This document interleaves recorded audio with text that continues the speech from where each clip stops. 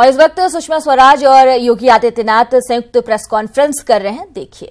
माननीय श्रीमती सुषमा स्वराज जी एवं माननीय मुख्यमंत्री जी का मैं स्वागत एवं अभिनंदन करता हूं। यह प्रेस वार्ता आगामी 21 से 23 जनवरी तक वाराणसी में आयोजित किए जा रहे 15वें प्रवासी भारतीय दिवस कार्यक्रम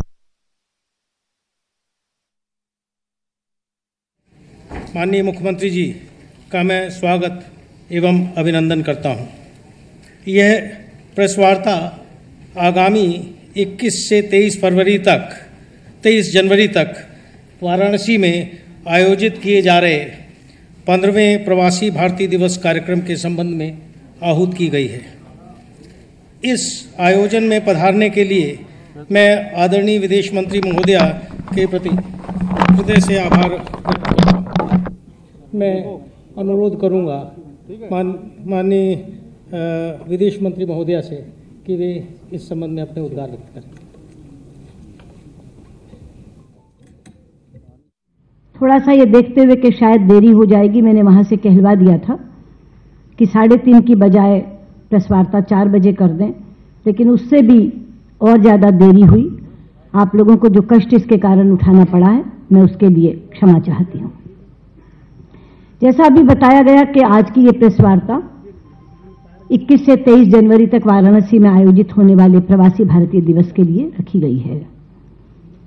इससे पहले कि मैं अपनी बात शुरू करूं, मैं सबसे पहले योगी जी के प्रति धन्यवाद ज्ञापित करना चाहूंगी कि यूपी सरकार ने हमारे प्रवासी भारतीय दिवस के लिए सहयोगी राज्य बनना स्वीकार किया और बिना किसी हिचक के बहुत सहर्ष स्वीकार किया। मित्रों, वाराणसी के प्रवासी भारतीय दिवस से पहले मैं आपको इसकी थोड़ी पृष्ठभूमि बता दूं कि प्रवासी भारतीय दिवस क्या है, क्यों घोषित किया गया। 2003 में जब अटल जी की सरकार थी तो एक दिन चर्चा ये चली कि विश्व में और देशों में भी बहुत से दिन प्रमुख व्यक्तियों के नाम पर या प्रमुख घटनाओं के नाम पर रखे जाते हैं और मनाए जाते हैं। जैसे विश्व में 8 मार्च का दिन अंतर्राष्ट्रीय महिला दिवस के रूप में, 2 अक्टूबर का दिन अंतर्राष्ट्रीय अहिंसा दिवस के रूप में, और अब 21 जून का दिन अंतर्राष्ट्रीय योग दिवस के रूप में मनाया जाता है। इसी तरह भारत में 5 सितंबर का दिन शिक्षक दिवस के रूप में, 14 नवंबर का दिन बाल दिवस के रूप में मनाया जाता है। तो हमारा डायस्पोरा यानी बाहर रहने वाले भारतीय और भारतवंशी, इनका इतना महत्व है, क्या कोई दिन हमें इनके लिए समर्पित नहीं करना चाहिए? तो अटल जी ने कहा विचार बहुत अच्छा है, तो हम निश्चित तौर पर प्रवासी भारतीय दिवस मनाएंगे। और 9 जनवरी के दिन को उन्होंने प्रवासी भारतीय दिवस के रूप में घोषित किया।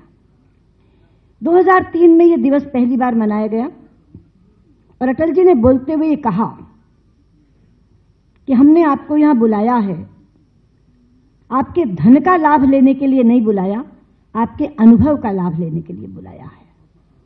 और 2003 से 2015 तक ये दिवस हर वर्ष मनाया जाता था।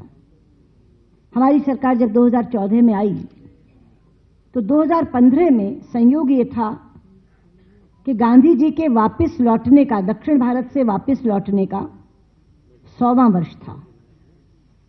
और ये 9 जनवरी का दिन इसीलिए चुना गया था कि वो दक्षिण अफ्रीका से उस दिन भारत लौटे थे।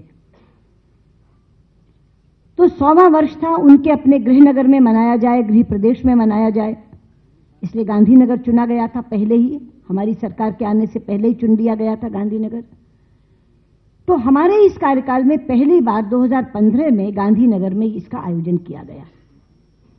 तो जो भी कार्यवाही हुई उसको देखने के बाद जब मैंने उसे अटल जी की इस बात पर तोला कि हमें आपके अनुभव का लाभ उठाना है, तो मैंने पाया कि पूरे 2 दिन के कार्यक्रम में कहीं भी ये नहीं दिखा कि हम उनके अनुभव का लाभ उठा रहे हैं।